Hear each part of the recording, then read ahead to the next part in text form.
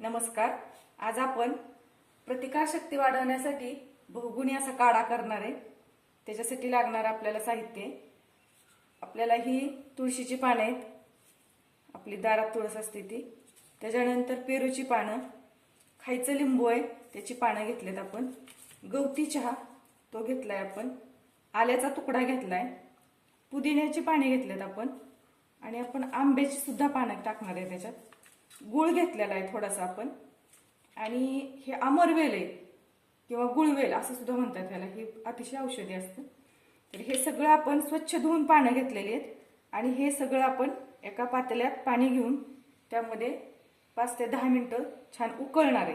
आणि अशा प्रकारे आपण हा काढा बनवणार आहे. तर आपण हे सगळं टाकूया त्याच्यामध्ये.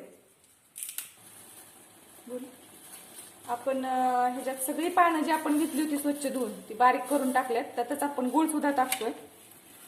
हे सर्दी, खोकला आणि थोडासा ताप, कणकणी आलेली असली ना तरी सुद्धा हा काढा घेतला की एकदम रिलॅक्स छान वाटतंय, तरतरी येते. असा छान उकळून घ्यायचंय. हा आपला काढा छानपैकी उकळलाय.